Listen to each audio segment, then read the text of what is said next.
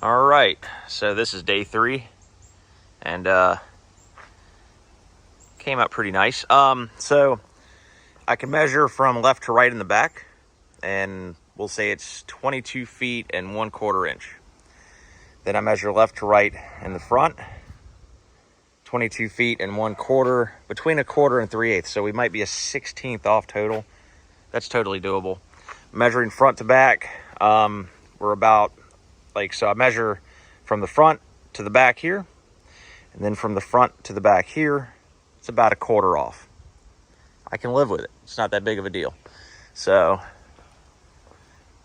I've got to come through and add blocking, which isn't on the plan, but I feel better with it because it also helps be a fire retardant because it doesn't allow airflow to run through the actual studs as well.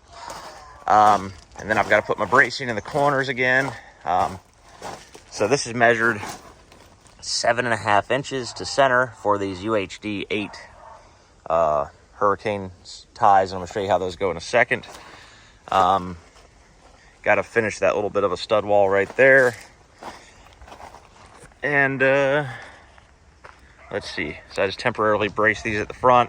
I'm going to come out 3 feet on each side. And that's going to give me my 16-foot opening for the garage door. So these guys are what I'm going to be putting in all the corners. So it's going to sit just like this. Then I'm going to bolt it down with a washer, of course. Something, if y'all ever work with these things are sharp. I mean, incredibly sharp. I actually filed the edges down on this so it was able to be handled. The other ones in the box were literally cutting into my Milwaukee gloves. The first time I grabbed one of these, you can actually see how sharp this is. Yeah, the first time I grabbed one of these was without gloves, and it sliced the shit out of me. So, shouldn't have to worry about hardware being super sharp, but it is. So, got some temporary bracing in the corners. Got to go up there, recut that because I screwed up when I put these two walls together. You notice how that second top plate's not in, and the walls were essentially too close together at the top by about 2 inches, which threw the whole rack out. So I ended up spacing it that 2 inches, and now we're all level again. Never built a garage before, so I'm learning from little mistakes as I go. But yeah, got a lot of studs in the ground. These are 7/8. They're not studs, they're anchors. That's a 7/8. It's a freaking overkill in my opinion, but these are 1/2. So next steps today, put the blocking in, get these corner anchor straps in, and then every 6 feet on center, I have to put hurricane straps from the actual stud down to the sill plate. And then I got to finish the top cap, and then I got to put some blocking up there for the OSB.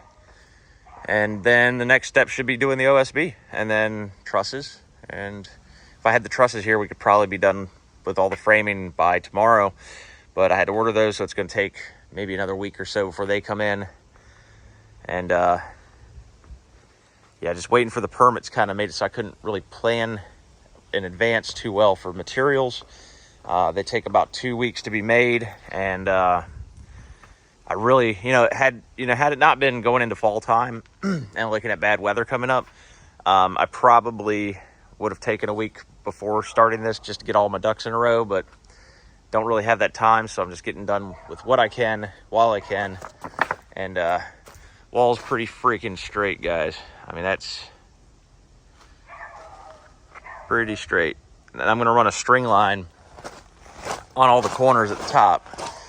So you can see where I've already put the blocking in over here, just temporarily. And I'm gonna run a string against this all the way down to that corner right there. And it should give me 1.5 inches, so I can measure incrementally and rack this as I go. And that'll make it so I get a completely straight line as I set the trusses. And once those are in, all the anxiety about this thing moving and shifting should be over. So yeah, so I'll check back in a little bit and update you guys.